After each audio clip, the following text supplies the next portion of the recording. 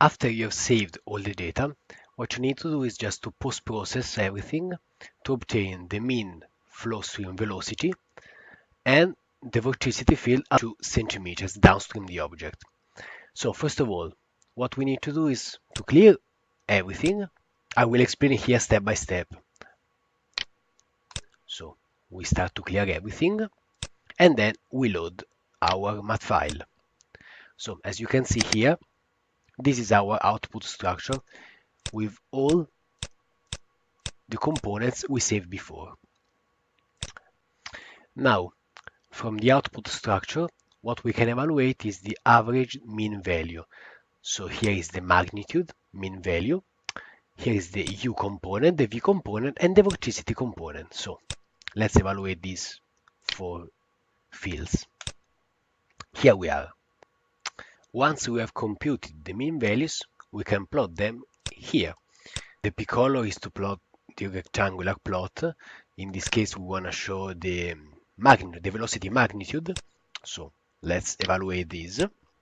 Here we are. So this is your mask region, and this is your field of view.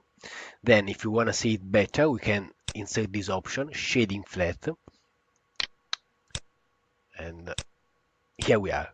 So it's much better because this option takes into account shading between colors. Then we can even give the option for the axis. So here we are plotting just the magnitude between 0 and 1.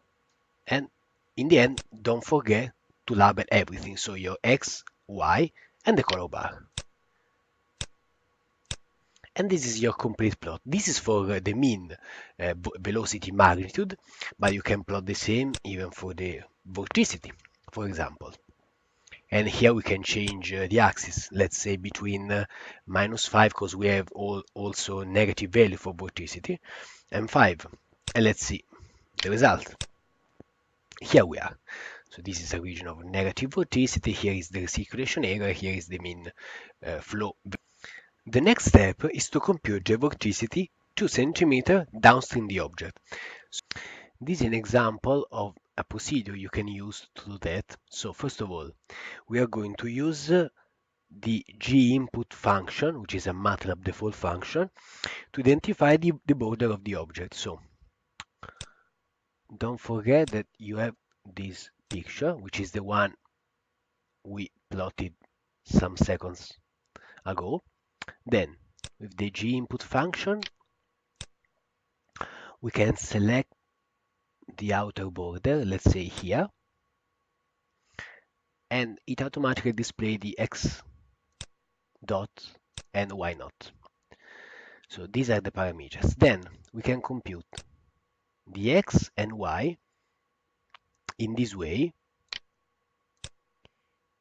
and plot them as a function of this new x and y. Why are we going to do this? Because now,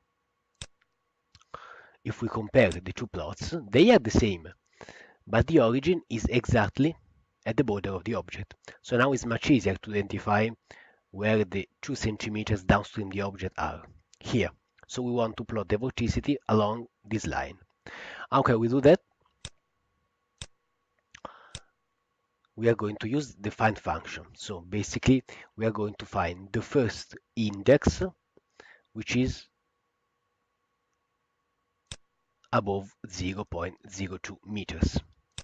So let's compute this. Here we are, 41 index. So 41 is the index which is referring to this line.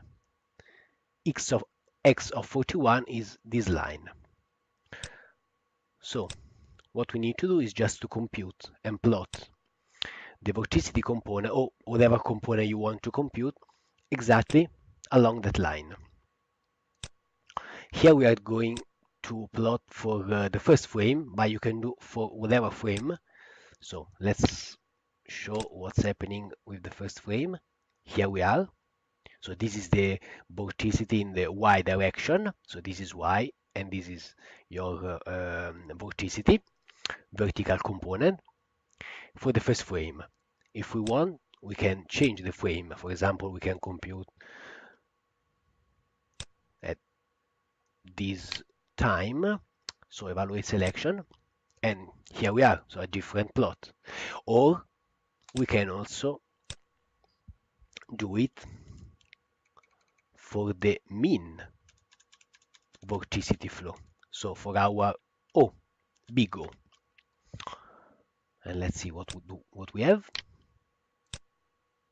Here we are. So basically, with this simple procedure, you can achieve all of your tasks. If you want to change something or find a better way to do that, you can do it. Just don't forget you have to do this procedure for at least 3 different window sizes, the one reported in your guideline. And don't forget in the end to label everything. Everything should be labeled.